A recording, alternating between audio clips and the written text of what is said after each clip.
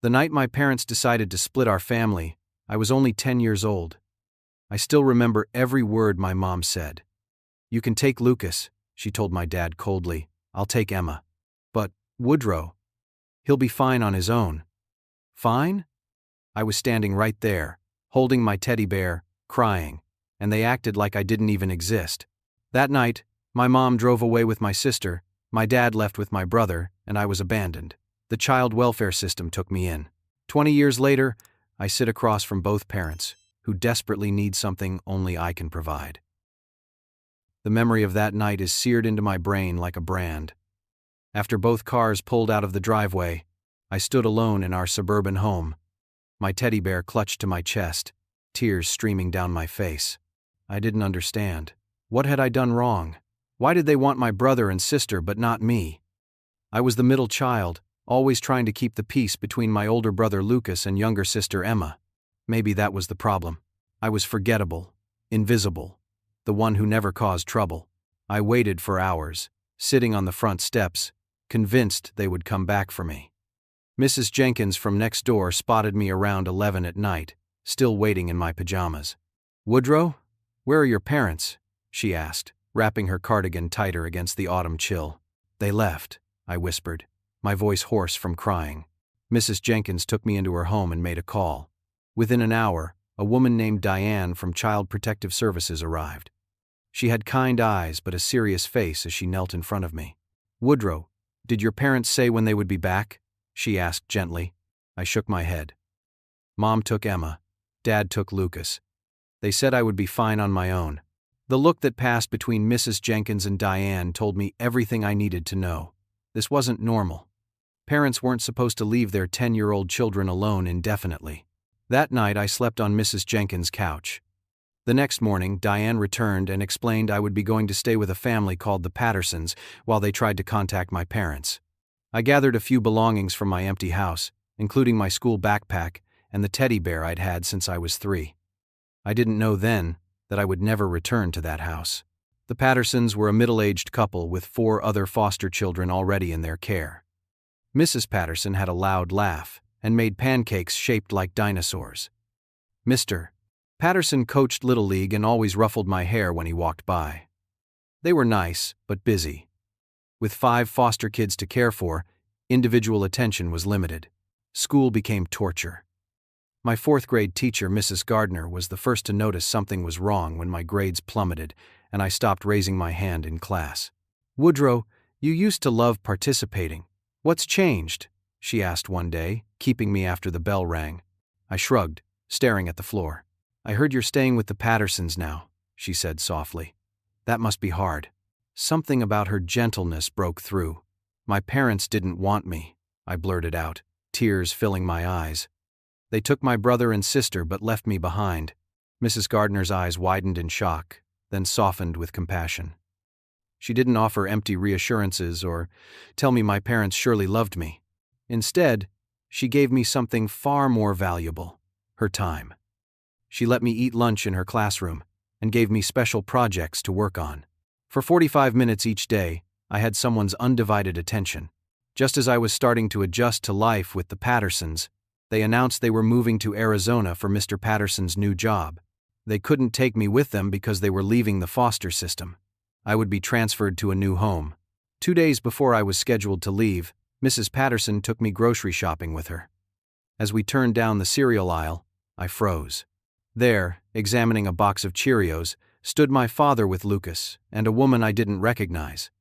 Lucas had grown at least 2 inches. "Dad!" I called out, my heart racing with sudden hope. My father's head snapped up. For one brief moment, our eyes met. I saw recognition flash across his face, followed immediately by something else: panic. He quickly turned away, putting his arm around the unfamiliar woman and steering her and Lucas toward the opposite end of the store. "Dad, it's me, Woodrow!" I called louder, starting to run after them. Mrs. Patterson caught my arm. "Woodrow, honey, what's wrong?" "That's my dad and brother," I pointed, but they had already disappeared around the corner. We searched every aisle of that store. They were gone. My own father had seen me and pretended not to know who I was. Whatever sliver of hope I'd been nurturing that my parents would come back for me died that day in the cereal aisle of Smith's grocery. After the Pattersons left for Arizona, I bounced between 3 more foster homes in 2 years. Each placement ended for different reasons. One family had a medical crisis, another moved out of state like the Pattersons, and the third decided fostering wasn't right for them. None of the failures were explicitly my fault, but each one reinforced the message from that first night. Nobody wanted me long term. At 12, I was sent to Riverside Boys Home, a group facility for boys aged 12 to 17 who were difficult to place in traditional foster homes. Not because we were troubled kids necessarily, but because the system had failed to find us permanent homes before we reached the age where most families stop considering adoption. Riverside housed 20 boys in a converted former nursing home. We slept in rooms of 4, attended the local public schools, and had structured activities in the evenings and on weekends. It wasn't terrible, but it wasn't a home. My first week there, a 16-year-old named Jackson cornered me in the bathroom. "New kid," he sneered, shoving me against the wall. "What are you in for? Set a fire? Hit your foster mom?" "Nothing," I said, trying to sound braver than I felt. "My parents just didn't want me." Jackson laughed. "Join the club, kid. Nobody here has parents who wanted them." But something in my expression must have caught his attention, because his face softened slightly. "Wait. What do you mean they didn't want you?" I told him about that night, about how my parents had divvied up my siblings but left me behind. Jackson was silent for a long moment. Then he said, "That's messed up, even by our standards." From that day on, Jackson appointed himself my unofficial protector. Nobody messed with me when he was around. Riverside had a basketball court behind the building where we spent most of our free time. Coach Thompson, one of the full-time staff members, organized us into teams and ran drills. I'd never played basketball before, but I was tall for my age and picked it up quickly. Coach noticed and started giving me extra practice time. "You've got natural talent, Woodrow," he told me. "But talent only gets you so far. It's discipline and heart that make a real player." For the first time since being abandoned, I found something I was good at. I practiced relentlessly, pouring all my confusion and anger into perfecting my jump shot. Basketball gave me an identity beyond the kid whose parents didn't want him. Now I was Woodrow, the kid with the killer three-pointer. I also discovered I had a brain. Without the chaos of being shifted between homes disrupting my education, I started excelling in school. My 8th grade English teacher, Mr. Endred Baxter, recommended me for advanced placement classes for high school. "You have a gift for analysis, Woodrow," he said. "The way you break down the motivations of characters in literature shows remarkable insight." I didn't tell him that when you spend your life trying to understand why your parents abandoned you, you get pretty good at analyzing human behavior. It was during my time at Riverside that Miss Rivera, my 3rd social worker in 4 years, located my sister Emma. She was living with our mother in Westbrook, just 30 miles away. "Would you like to see her?" Miss Rivera asked during one of our monthly meetings. My heart leapt. Emma had been 7 when our family split. She was 10 now, the age I'd been when it happened. Did she remember me? Did she ask about me? Miss Rivera arranged the meeting at a park halfway between Riverside and Westbrook. I couldn't sleep the night before, imagining the reunion. Maybe seeing Emma would help me understand why our parents had made the choices they did. The day was sunny but cool, typical for October in our part of the country. I spotted them immediately. My mother, her blonde hair now cut short, holding the hand of a girl with the same heart-shaped face I remembered, but taller now. "Emma!" I called out, waving. My sister looked at me blankly, then turned to our mother with a questioning glance. "That's Woodrow," my mother said, her voice flat. "Your brother. I told you about him." Emma approached cautiously, as if I were a stranger, which I suppose I was after 3 years.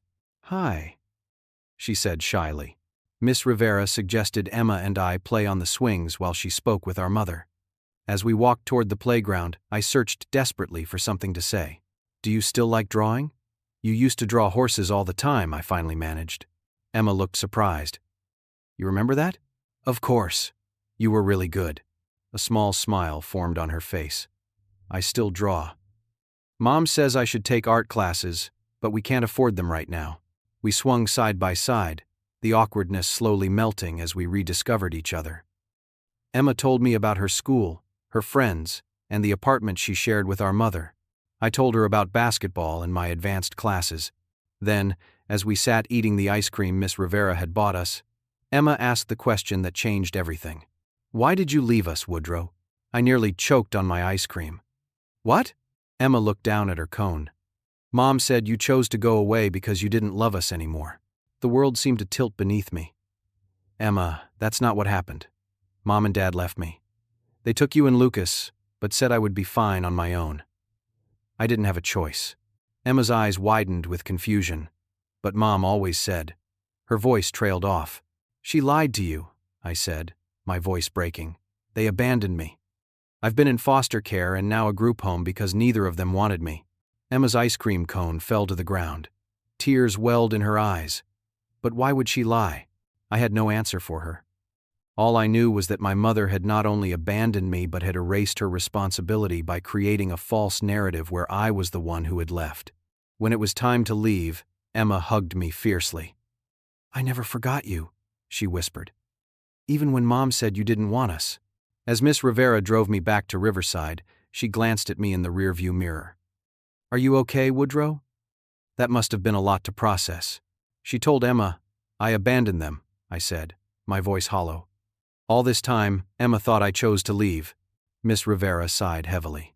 Sometimes parents create stories that protect them from their own guilt. "Will I see Emma again?" "I'll work on it," Miss Rivera promised.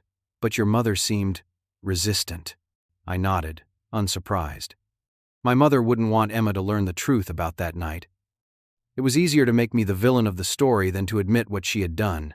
That night, lying in my bunk at Riverside with Jackson snoring in the bed across from mine, I realized something important.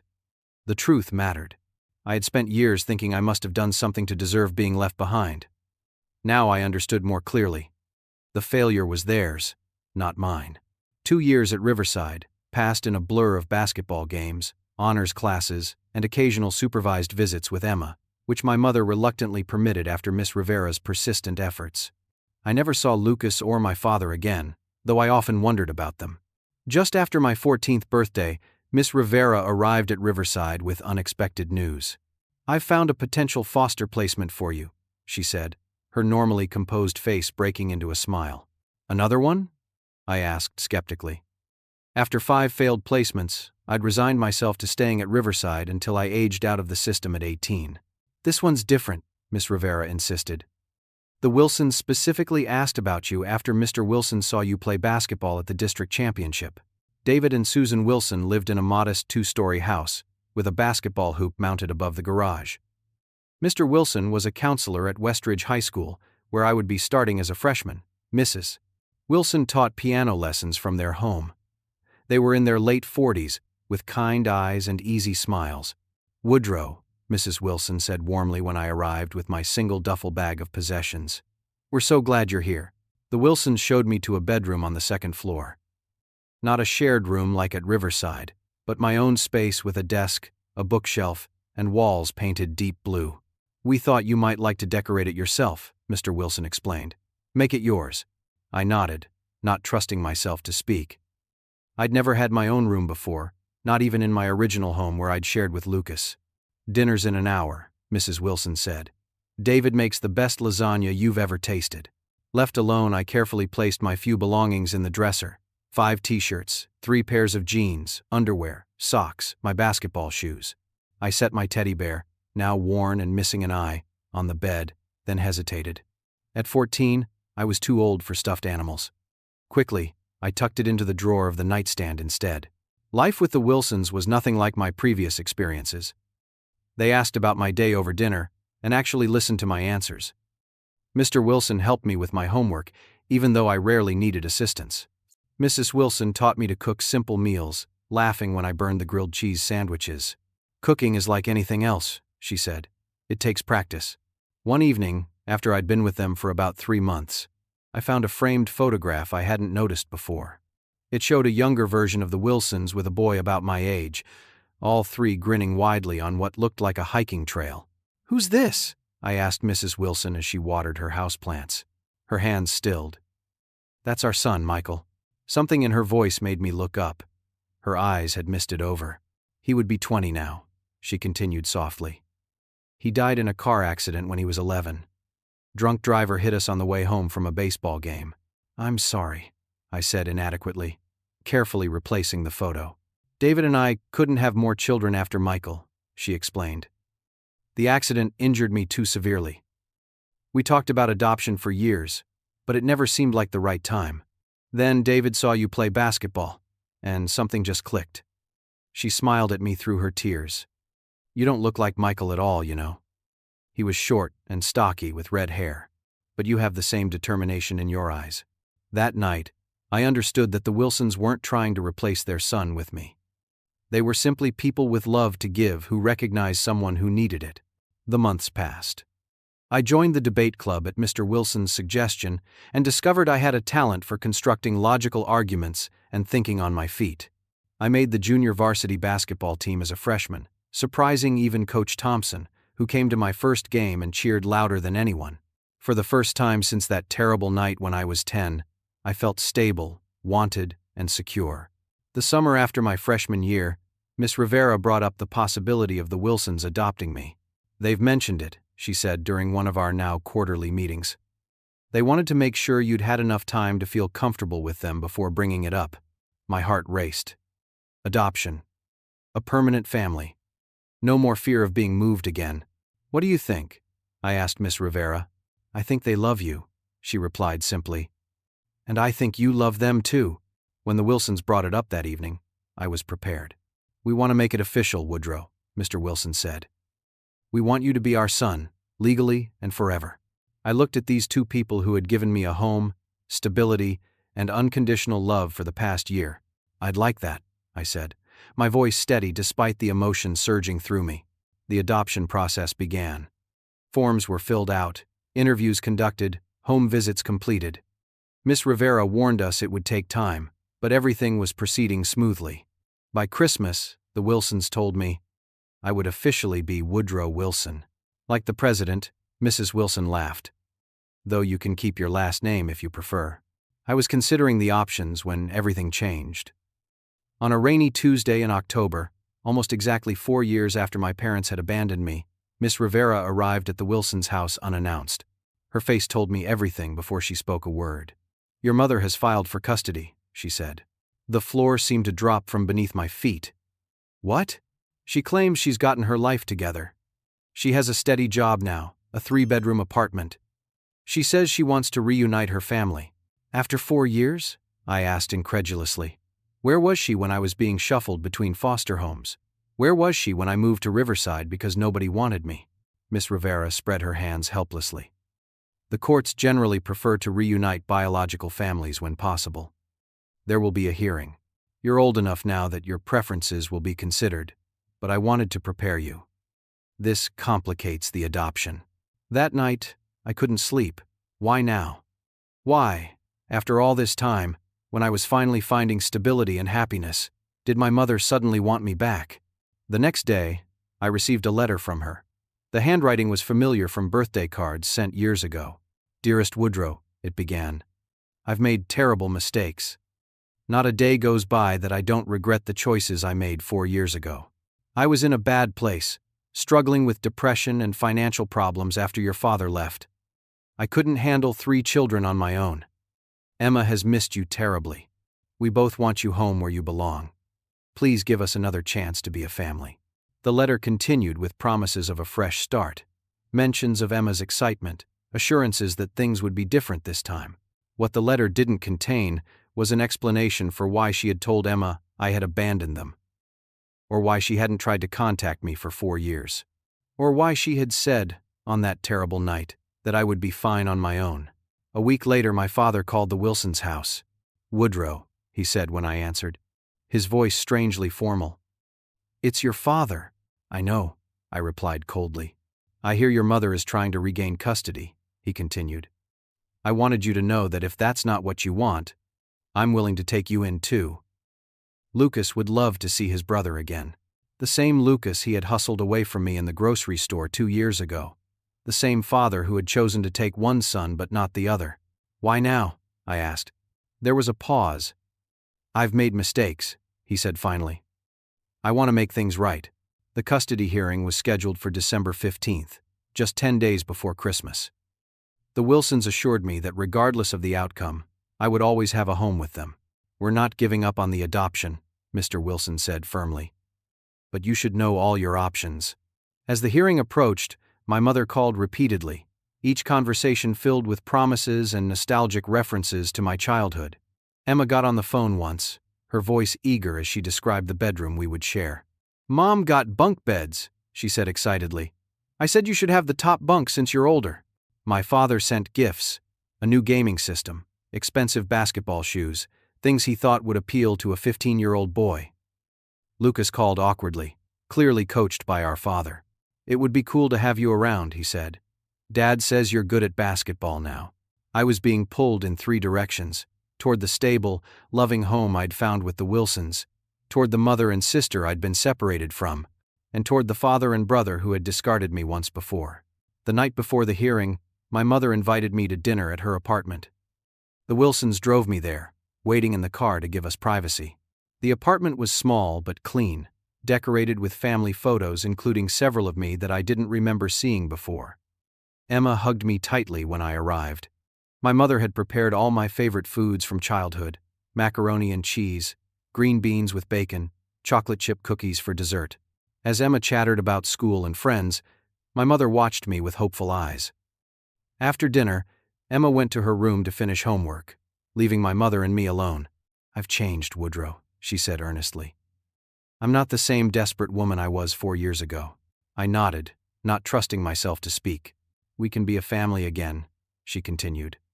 "You, me, and Emma. And your father has agreed to regular visitation with Lucas." Something about the way she emphasized "your father has agreed" caught my attention. "Is that what this is about?" I asked. "Dad?" My mother looked startled. "What do you mean? This sudden interest in getting me back? Does it have something to do with Dad?" She hesitated, just long enough. "Of course not. I just miss my son." But I had spent years analyzing human behavior, years in debate club learning to spot inconsistencies. I pressed harder. "Mom, why did you tell Emma I abandoned you? Why did you lie?" Her face flushed. "I didn't want her to know I'd failed. It was easier to say you chose to leave.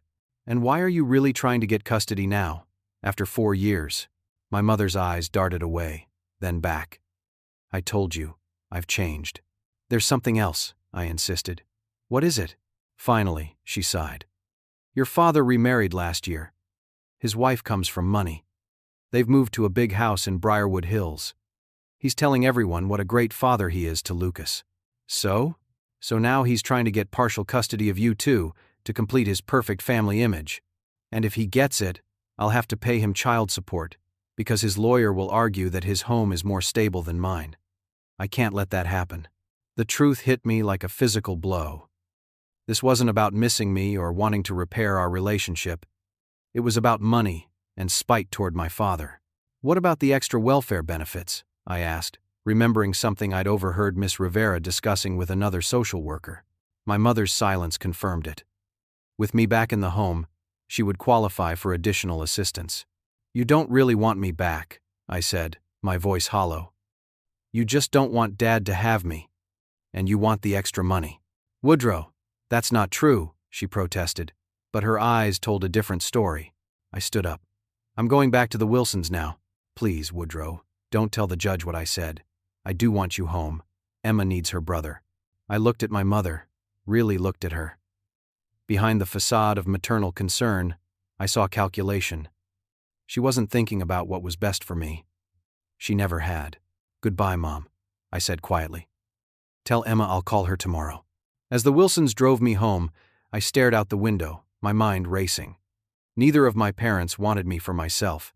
They wanted what I represented, a way to hurt each other, a source of income, a completion to the family image. Only the Wilsons wanted me for me. The family court was housed in a square brick building downtown. Miss Rivera met us there, her professional demeanor firmly in place despite the obvious tension. "The judge will speak with you privately, Woodrow," she explained. "At 15, your wishes carry significant weight, though they're not the only factor the court will consider. My mother arrived wearing a conservative blue dress I'd never seen before, her hair neatly styled. Emma wasn't with her, as children weren't allowed in the proceedings. My father came with his new wife, a slender woman with an expensive haircut who eyed me with a mixture of curiosity and calculation. Judge Martinez, a stern-faced woman in her 60s, called the session to order. The Wilsons sat behind me, their presence a steady comfort. My mother's attorney spoke first, emphasizing her improved circumstances and desire to reunite her family. My father's attorney followed, highlighting his financial stability and the benefits of Woodrow having a relationship with his biological brother. The court-appointed guardian ad litem, assigned to represent my best interests, noted the Wilsons' positive influence and the stability they had provided. Throughout it all, I sat silently, watching the adults argue over my future as if I were a prize to be won rather than a person. Finally, Judge Martinez asked to speak with me in her chambers. Her office was smaller than I expected, with photographs of her grandchildren displayed prominently on the desk. "Woodrow," she said once we were seated, "I'd like to hear from you directly. You've heard the arguments today. What are your thoughts?" I took a deep breath. My parents abandoned me when I was 10 years old. They divided up my siblings between them, but left me behind. For 4 years, neither of them made any effort to contact me or regain custody. Judge Martinez nodded, her expression giving nothing away. Last night, my mother admitted she's only seeking custody now because my father is too, and she doesn't want to pay him child support. And she's been lying to my sister all these years, telling her I chose to leave. "And your father?" "He pretended not to know me when I saw him in a grocery store 2 years ago.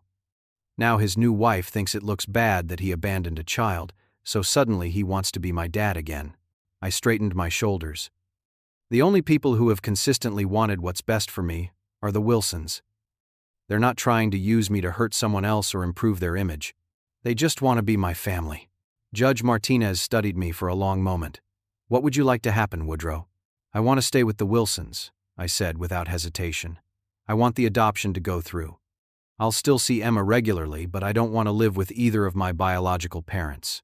Back in the courtroom, Judge Martinez delivered her ruling. She granted the Wilsons permanent guardianship with a path to adoption, ordered regular visitation with Emma, and left the door open for contact with Lucas if I desired it. My mother burst into tears. My father's face hardened with anger. But for the first time in years, I felt a weight lift from my shoulders. I had spoken my truth, and someone in authority had listened. Outside the courthouse, my mother approached, her eyes red from crying. "You turned against me," she accused. "No, Mom," I replied calmly. "You turned against me 4 years ago when you drove away with Emma and left me behind. I'm just finally standing up for myself." She flinched as if I'd slapped her. "You'll regret this," she warned. "Blood is thicker than water." "Family is more than blood," I countered, looking toward the Wilsons, who waited patiently by their car. "Family is who loves you and puts your needs first." As we drove home, Mr. Wilson glanced at me in the rearview mirror. "You okay, Woodrow?"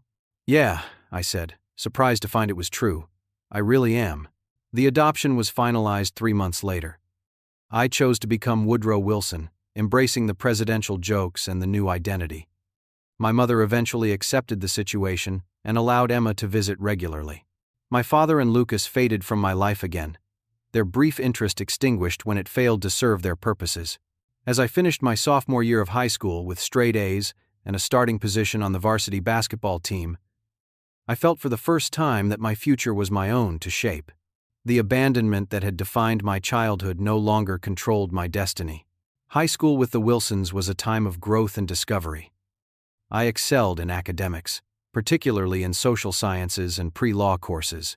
Basketball remained my passion, and by junior year, college scouts were attending games. "You've got a real shot at a scholarship," Coach Thompson told me, after one particularly impressive game. He had remained a mentor even after I left Riverside. "Division I schools are asking about you." Mr. Wilson, who attended every game, helped me navigate the recruitment process. Mrs. Wilson insisted all prospective colleges know I was more than an athlete. "Your brain will last longer than your knees," she reminded me regularly. During this time, my relationship with Emma deepened. At 13, she was becoming a thoughtful young woman with artistic talent and a quiet strength.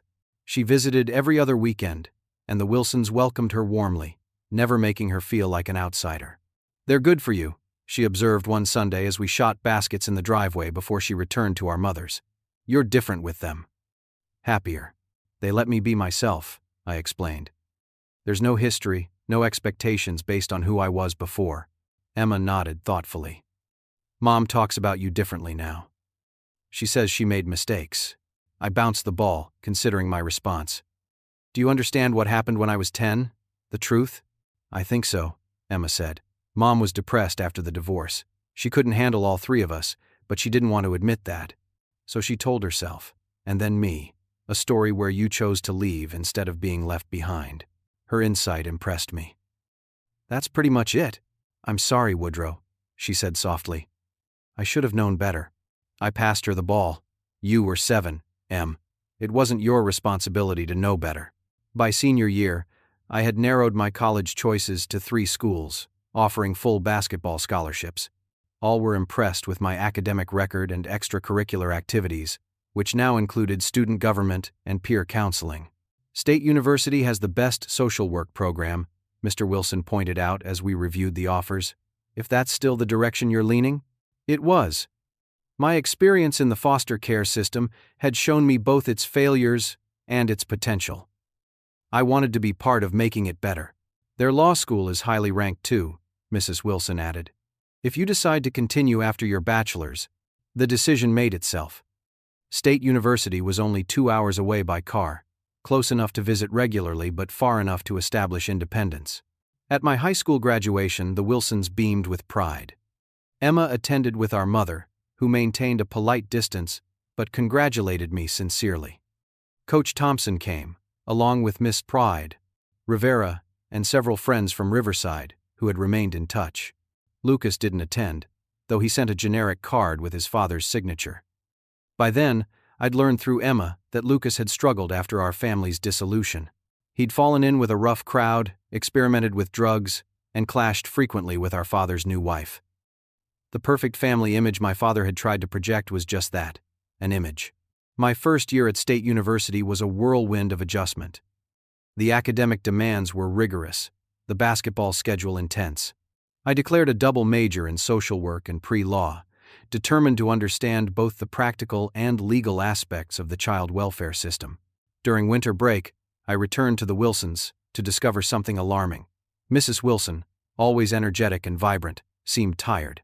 She brushed off my concerns, attributing her fatigue to a busy teaching schedule, but I noticed Mr. Wilson watching her with worried eyes. When I returned for spring break, the truth emerged. Mrs. Wilson had been diagnosed with stage 3 breast cancer. She'd started chemotherapy, which explained her fatigue and the new silk scarves she wore over her thinning hair. "Why didn't you tell me?" I demanded, hurt that they had kept such significant news from me. "We didn't want to distract you from your studies in basketball," Mrs. Wilson explained. "Your first year of college is challenging enough without worrying about me." "But you're my family," I protested. "I should be here helping." Mr. Wilson placed a hand on my shoulder. "And that's exactly why we didn't tell you. We knew you'd want to come home, maybe even drop out to be with us. We couldn't let that happen." I spent my spring break accompanying Mrs. Wilson to treatments, cooking meals, and handling household tasks Mr. Wilson had neglected while focusing on his wife's care. Before returning to school, I created a schedule of people from their church and neighborhood who would help in my absence. "I'll be back as soon as the semester ends," I promised. "And I'm transferring to City College in the fall so I can live at home." "You will do no such thing," Mrs. Wilson said firmly, her steel returning despite her weakened state. "State University is where you belong. We'll get through this." "But—" "No buts, Woodrow. The best way you can help us is by continuing to excel in school. Make us proud. That gives us strength." I returned to State University with a heavy heart but respected their wishes. I called daily, arranged for meal deliveries, and kept my grades up despite the constant worry. When I returned for summer break, another shock awaited. Mr. Wilson, who had seemed the picture of health despite the stress of caring for his wife, had been experiencing memory issues and confusion. A neurological workup had delivered a devastating diagnosis: early onset Alzheimer's disease. "How can this be happening?" I asked Miss Rivera during an emergency visit. "Both of them?" "It's not fair." She had no answers, only practical advice about care options and legal preparations. The summer passed in a blur of doctor's appointments, treatment sessions, and mounting medical bills. Mrs. Wilson's cancer responded to treatment, but Mr. Wilson's cognitive decline accelerated faster than the doctors had predicted. By August, he sometimes forgot what year it was or confused me with Michael, their deceased son. Again, I proposed transferring to be closer to home. Again, Mrs. Wilson refused. "You're at a pivotal point in your education and basketball career," she insisted. "We've set up home health care for when we need it. Your job is to finish what you've started." I returned to State University for my sophomore year with a promise to come home every weekend. The 2-hour drive each way ate into study time, and my basketball performance suffered, but I wouldn't abandon the Wilsons when they needed me most. They had stood by me when no one else would. Now it was my turn to stand by them. The next 3 years passed in a careful balance of academic demands, basketball commitments, and family responsibilities. I maintained my scholarship with grades that never dipped below a B+, though I relinquished my starting position on the basketball team to a freshman with fewer off-court obligations. Coach Miller, understanding my situation, kept me on the roster and worked around my weekend absences. Mrs. Wilson's cancer went into remission after 18 months of aggressive treatment. Mr. Wilson's Alzheimer's continued its relentless progression. By my senior year of college, he required full-time care. Mrs. Wilson, recovered enough to resume teaching a limited schedule, adamantly refused to place him in a facility. "He would have done the same for me," she said simply when I expressed concern about the toll it was taking on her. I graduated cum laude with my double major and immediately began work on a master's in social work while applying to law schools. My thesis focused on improving transitions for children aging out of foster care, drawing heavily on my own experiences and those of friends from Riverside. During this time, Emma graduated high school and enrolled in the state college's art program on a partial scholarship. Our mother had mellowed over the years, perhaps humbled by seeing the stable, successful young man I had become despite her abandonment. "She talks about you to her friends," Emma told me during one of our regular coffee dates. "She's proud of you, though she'd never admit it directly." Lucas, I learned through Emma's occasional updates, had dropped out of college after one semester and cycled through several jobs. His relationship with our father remained strained.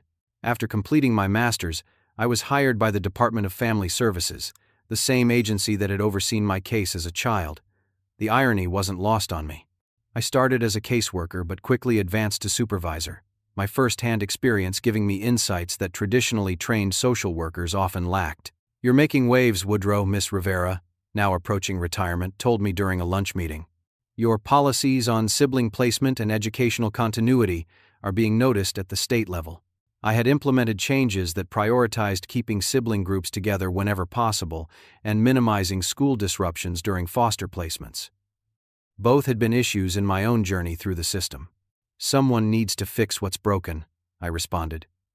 "Too many kids are falling through the cracks like I almost did." By the time I was 28, I had earned my law degree through night classes and been promoted to Regional Director of Child Protective Services. I focused on reforming the system from within, partnering with the courts to streamline adoption procedures, and developing innovative programs to support biological families in crisis. I never lost sight of those who had helped me along the way. Coach Thompson joined my community basketball program for foster youth. Miss Rivera, though retired, consulted on difficult cases. The Wilsons remained my anchor, though our roles had reversed. I now cared for them, as they had once cared for me. Mr. Wilson, his mind increasingly clouded, still had moments of clarity in which he expressed pride in the man I had become. Mrs. Wilson, cancer-free for 5 years but physically weakened from treatment, managed the household with determined efficiency despite her limitations. It was during this period of professional success and personal stability that the unexpected call came. I was in my office, reviewing a particularly complicated custody case, when my assistant interrupted. "There's a call from Mercy General Hospital," she said. "They say it's urgent." My first thought was of the Wilsons. Had something happened? "This is Woodrow Wilson," I answered, my heart racing. "Mr. Wilson, this is Dr. Patel from Mercy General," came the response. "I'm calling about Patricia and James Bennett." It took me a moment to recognize the names. Patricia and James Bennett. My biological parents. What about them? I asked cautiously. They've been in a serious automobile accident, Dr. Patel explained.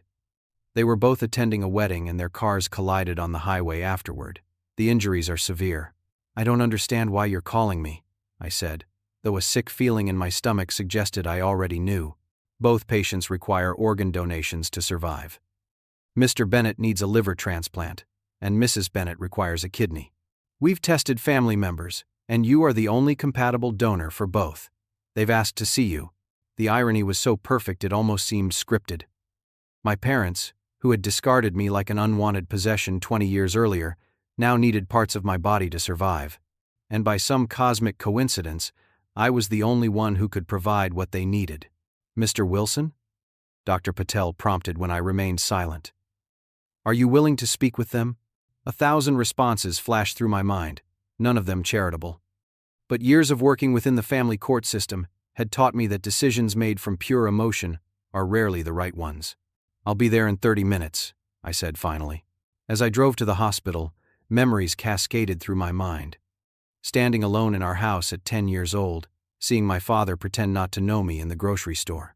My mother admitting she only wanted custody to avoid paying child support. Years of birthdays and holidays with no contact, yet alongside these painful recollections came others. Mrs. Wilson teaching me to make her special chicken soup when I had the flu. Mr. Wilson cheering until he was hoarse at my basketball games. Emma's face lighting up when I picked her up for our weekend visits. Coach Thompson staying late to help me perfect my free throw. Miss Rivera fighting to keep me and Emma in contact. These people, not related to me by blood but connected by choice and love, had shown me what family truly meant. They had taught me that compassion wasn't weakness, that forgiveness wasn't surrender. I parked at the hospital and sat for a long moment, gathering my thoughts. Then I straightened my tie, took a deep breath, and walked inside to face the parents who had abandoned me. Mercy General's intensive care unit was a maze of beeping monitors and hushed conversations. Dr. Patel met me at the nurse's station, her expression grave. "Thank you for coming, Mr. Wilson," she said. "Your parents are in separate rooms. Who would you like to see first?" The word parents jarred me. These people were my biological relatives, but they had forfeited the right to be called my parents long ago. My mother, I decided, Patricia Bennett. Dr. Patel led me to a private room where a figure lay amid a tangle of tubes and wires. I barely recognized the woman in the bed.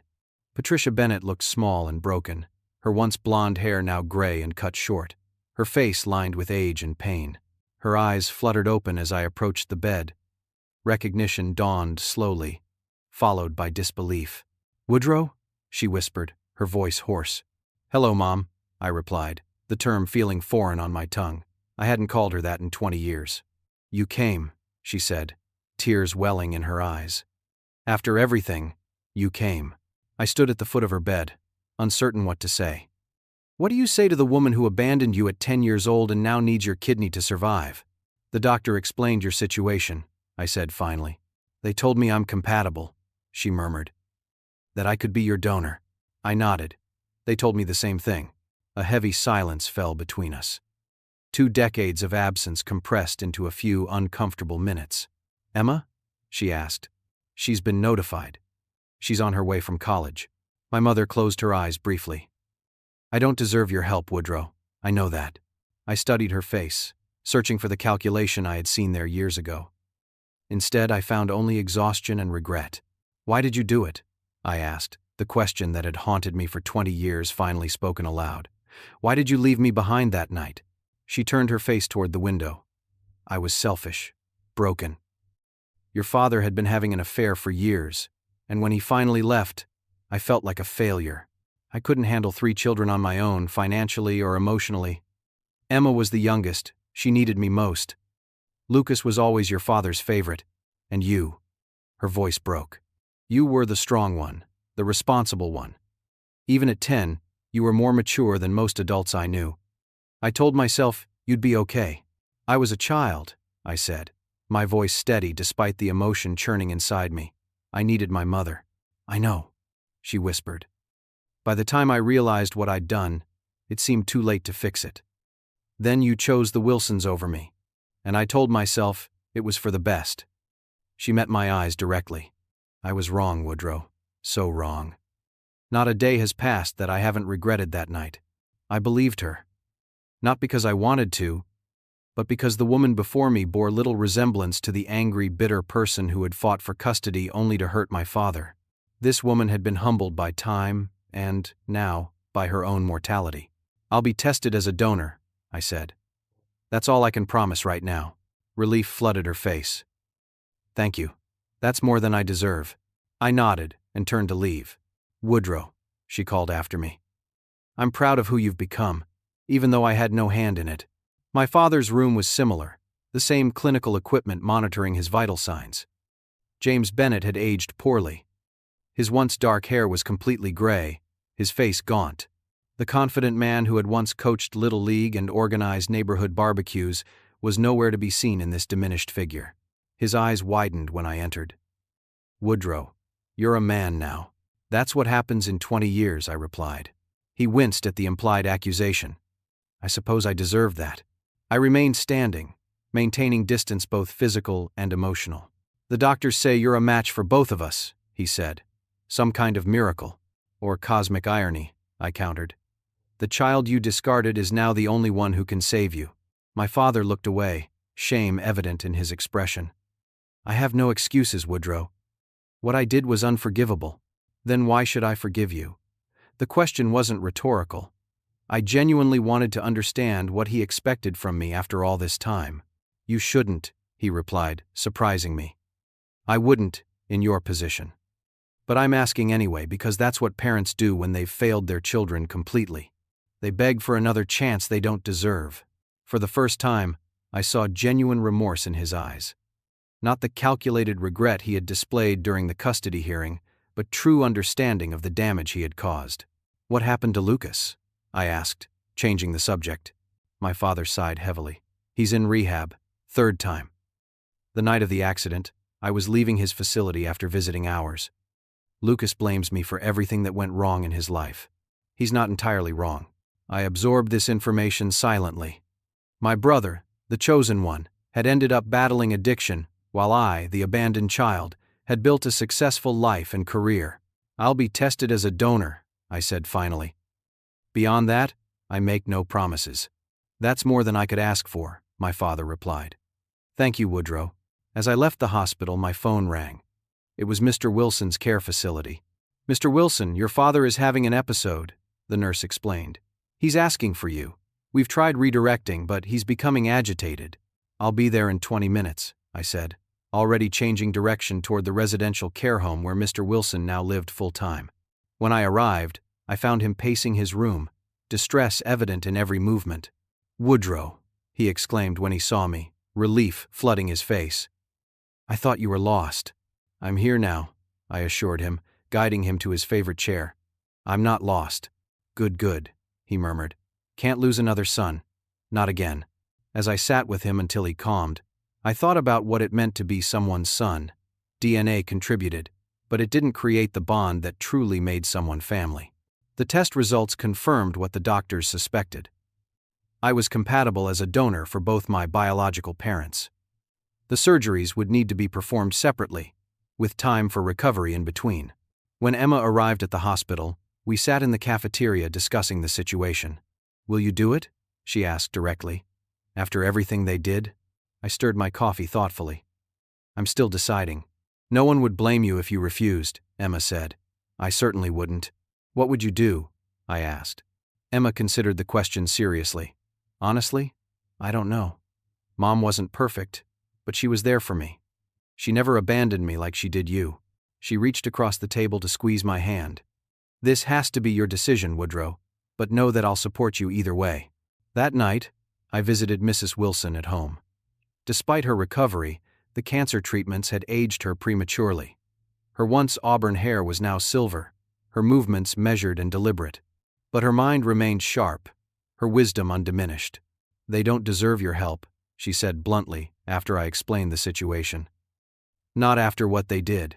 No, I agreed, they don't. But that's not really the question, is it? Mrs. Wilson continued, seeing through to the heart of my dilemma as she always did. The question is who you want to be. I've spent 20 years trying to understand why they left me, I admitted. Now that I finally have them at my mercy, I don't know what to do with that power. Mrs. Wilson nodded. David and I taught you that forgiveness isn't about the other person deserving it. It's about freeing yourself from the burden of resentment. I know, I said quietly. So what will you do, Woodrow? She asked. What would Mr. Wilson say if he were lucid enough to advise me? Mrs. Wilson smiled sadly. He'd tell you that holding on to anger is like drinking poison and expecting the other person to die. Then he'd remind you that you're not responsible for your parents' mistakes, but you are responsible for your response to them. I nodded, knowing she was right. David Wilson, even in his diminished state, remained the moral compass that had guided me through my formative years. I'll do it, I decided. Not for them, but for me. And for you and Mr. Wilson, to honor what you taught me. The surgeries were scheduled. I would donate a portion of my liver to my father first, then, after 6 weeks of recovery, a kidney to my mother. Both procedures carried risks, but as a healthy 30-year-old, my chances of full recovery were excellent. The weeks surrounding the surgeries were a time of unexpected healing. Not just physical healing, but emotional as well. Emma and I spent hours together in hospital waiting rooms, strengthening our bond as siblings. Lucas, released from rehab, visited awkwardly but sincerely, the three of us together for the first time since we were children. My mother, faced with her own mortality, finally told Emma the complete truth about the night our family fractured.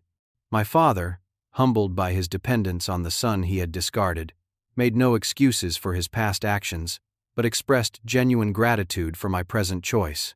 As I recovered from the second surgery, I received visitors from every phase of my life. Miss Rivera, now fully retired but still a powerful advocate, Coach Thompson, whose guidance had shaped my athletic discipline, colleagues from family services who kept me updated on cases in my absence, the Wilsons' church community, who had embraced me as one of their own. Mrs. Wilson came daily, bringing homemade food and quiet companionship. Mr. Wilson, in one of his increasingly rare moments of lucidity, smiled with recognition when I visited him after my release. "Proud of you," he said clearly. "Always knew you were special." 6 months after the surgeries, I made a decision that had been forming in my mind for some time. Using my savings and some investment capital from supporters, I established the Wilson Foundation for Foster Youth. Its mission was to provide mentorship, educational support, and housing assistance for children aging out of the foster care system. At the foundation's opening ceremony, my biological family and chosen family sat together in an uneasy but respectful truce. My mother, still weakened from her surgery but recovering, watched with tear-filled eyes as I dedicated the foundation to David and Susan Wilson, the couple who had shown me what real parenting looked like. 20 years ago, I was an abandoned child with little hope for the future, I told the assembled crowd. Today, I stand before you because people who had no obligation to care for me chose to invest in my life. The Wilson Foundation seeks to do the same for other children caught in the system, to be the bridge between the family they lost and the future they deserve. The foundation became my legacy project, running alongside my continuing work in child protective services. Within 2 years, we had established programs in 3 counties, with plans for statewide expansion. My relationship with my biological parents evolved into something neither close nor distant, a respectful acknowledgement of our shared past and fragile present. Emma remained my closest family connection, our bond strengthened rather than weakened by our separate childhoods. Lucas struggled more but found stability working for the foundation, his first-hand experience with dysfunction making him uniquely qualified to connect with troubled teens. Mrs. Wilson lived to see the foundation's 3rd anniversary before her cancer returned, this time more aggressively. I took a leave of absence to care for her in her final months, repaying a fraction of the love and support she had given me. On her last lucid day, she held my hand weakly. "You were the son of our hearts, Woodrow. Never doubt that." "And you were the mother of mine," I replied, my voice breaking. "You and Mr. Wilson saved me in every way a person can be saved." After her passing, I made another significant decision. I became a foster parent myself, specifically requesting placement of children considered difficult to place older kids, sibling groups, those with histories similar to my own. My first placement was a 10-year-old boy named Marcus, whose parents had lost custody due to addiction issues. The day he arrived at my house, nervous and defensive with his single garbage bag of possessions. I saw myself 20 years earlier. "This is temporary, right?" he asked suspiciously as I showed him his room. "Until they find somewhere permanent." I knelt to meet his eyes, remembering how adults had always talked down to me. "Marcus, I can't promise what the future holds. But I can promise that while you're here, you're not just a placement to me. You're a person who matters." His expression remained guarded, but something in his posture relaxed slightly. That night, as I checked on him before bed, I noticed he had placed a worn teddy bear on his pillow. The sight transported me instantly to that terrible night when I stood holding my own bear as my parents divided up my siblings and left me behind. But this time, the story would have a different ending. This child would not be abandoned. This child would be chosen, valued, protected. As I closed his door quietly, I thought about the long, painful road that had led me to this moment. The abandonment that had nearly broken me had ultimately shaped me into someone capable of breaking the cycle for another child. The most profound revenge against my parents' rejection wasn't anger or punishment. It was becoming the parent they had failed to be. In the end, I realized the most important decision wasn't whether to donate organs to save my biological parents' lives. The most important decision was choosing, every single day, to be the kind of person the Wilsons had raised me to be. Someone who creates family through love rather than obligation, who offers second chances even when they aren't deserved, who builds bridges where others have left only wreckage. Every child deserves to be wanted. Every child deserves to be chosen. And now, I was the one who got to decide. Not who was worthy of love, everyone is worthy of love, but how to channel my own painful experiences into healing for the next generation. Thank you for listening to my story. If anything I've shared resonates with you, please leave a comment below. Have you ever had to forgive someone who deeply hurt you? How did it change you? Like this video if you believe in the power of chosen family, subscribe for more stories of resilience and transformation, and share with someone who might need to hear that their past doesn't determine their future. Remember, sometimes our greatest wounds become our greatest sources of healing for others.